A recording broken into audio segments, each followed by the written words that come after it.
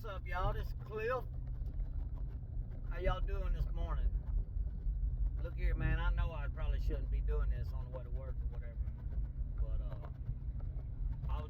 it was just on my mind, you know. I ride in this truck working by myself, and I do all kind of thinking, man. For real, man, I'm telling you. But no, what I was gonna say is, if you got folks in prison, man, there's things you can do to help them. You can, there's people you can reach out to, Montgomery. And it's sad, but this is the way the prison system works, man. If you ain't got nobody out there to speak up for you, or you know, show up for court and all, you know, if you ain't got nobody, you know, put money on your books and stuff like that, like they look at you like you ain't nothing, you know what I mean? But for some reason, if you got a support group and stuff like that, it's like they'll work with you sometimes. I mean, I know it's messed up. They shouldn't discriminate on nothing like that. It shouldn't matter, you know what I mean? It should just matter what the individual does, not, you know, but like I said, man, that's how it is. If I could change it, I would, but I ain't got that kind of power, you know? And, but like I said, man, these people you can write letters to, write your congressman, you know, for real, just, you know, if you got a young child, like you got somebody young down there, and they at a level 4 or something like that, and they got minimum custody, man, you should be on the phone with the classification or somebody, you know, and try to get them moved to a work release. Even if you in whites at a work release, I'm telling you, work release is the best place to be in prison, because it ain't near as violent. It ain't hardly violent at all. I mean, even though I seen some violence but seriously though, people at the level 4, they know they in there, and they quicker to crash out or rob you, or, you know. But when you get to work release, see, people, they get you a job. Well, you don't get paid a lot, but you get paid enough that you can go down to that store, that canteen, and get what you want. And then you can trade for cigarettes, you can make moves, you can do whatever, you know what I mean? Like it, and when people get that money coming in, especially people that didn't have somebody giving them money from the outside, they don't want to mess that up. So they quicker to, you know, like I said, it's a lot of cooler heads at the work release. I mean, yeah, you got crash out people everywhere you go. That's the way it is. But yeah, man, I mean, not try to aggravate the people, but let them know you care, you know, like that. Hey, listen, you know, I know my child messed up or whatever, and but I'm trying to, you know, get them to a work release, you know, and especially like if they ain't got no court ordered programs like SAP and stuff, then you should be, you know what I'm saying? Like, you should be able to talk to somebody and get them to a work release. But yeah, man, work release, like I said, it's way laid back. And if, like I said, if you get to Decatur, they got an air conditioner up in that mug. Well, you know what? I think the work releases, some of them do it. I don't know. I don't want to say and be wrong. I know Decatur had one. I can tell you that.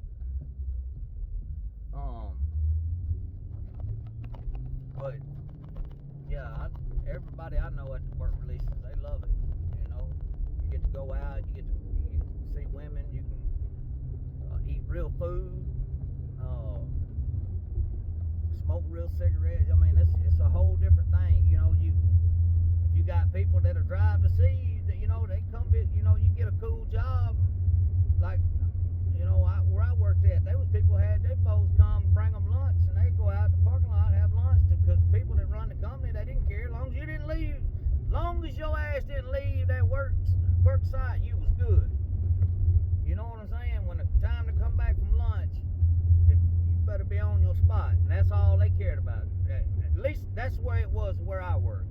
Now, I ain't saying that all places would be like that, but them folks where I worked, they didn't. Like I said, that woman caught me back there with a girl that day. Her brother was the plant manager. She come around through there, and I thought it was over. I said, this is it. She finna tell on me. I'm done. She was like, hey, how y'all doing? I was like, oh, we good. But yeah, man, I was just gonna get on here and throw that out there. Like,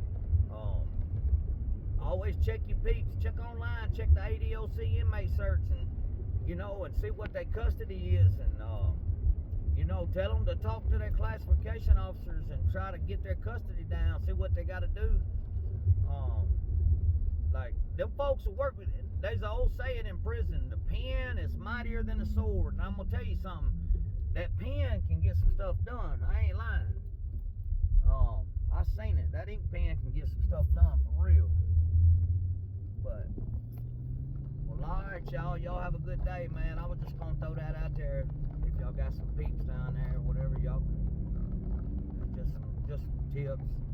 Because, I had some people working for me on the outside, writing letters and stuff and talking to people, and so anyway, I'm gonna tell y'all about them people. I already told y'all, man, I've been blessed 2 times in my life by some church people, man.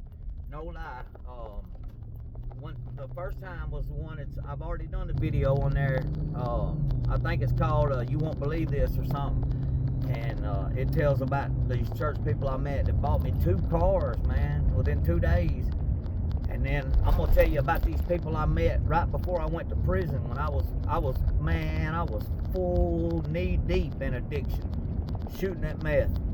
Like, I was gone. I would cook it every day and bang it all day. I was gone, man. Prison saved me. I ain't gonna lie. Prison saved my life, man. If I wouldn't have went to prison when I did, that heroin and stuff was hitting, and that fentanyl and stuff, and I'd have been right up in the middle of all them fools. You know what I'm saying? Like, prison saved me, man. Come out, I had a little girl and everything, so. Well, alright, I'm gonna get with y'all, do another and tell y'all about these people and, man, what they done for me, how they reached out, and it blowed my mind, man. There's them cameras they talking about that can see inside your car and stuff. They got 2 right here. They scan your tags, but they say they can see, like, I guess they can see me talking on this phone right now. It's those phones that look like solar. I mean, those things, they stand right by the telephone pole. They look like a little solar panel, about a 12 by 12. But I seen a thing on YouTube, YouTube video where they said that they can see inside your car and everything, man. Like, they not only do they read your tag, but they can see everything. But, well, alright, y'all. Y'all be good, and I'll get with y'all, and I'm gonna do that other video about them people, man. There's some nice people out in this world. You just gotta fate. You just gotta run across them. You know what I mean?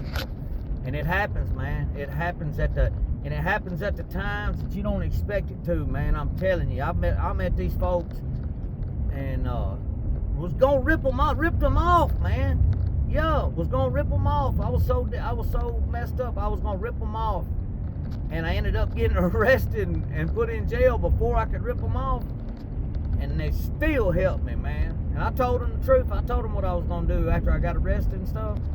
They reached out to me, and I told them I came clean with them, man. I ain't going to lie. Sometimes I was, because they was good folks, man. And I was going to do them wrong. And when I told them, that I was going to do them wrong, like,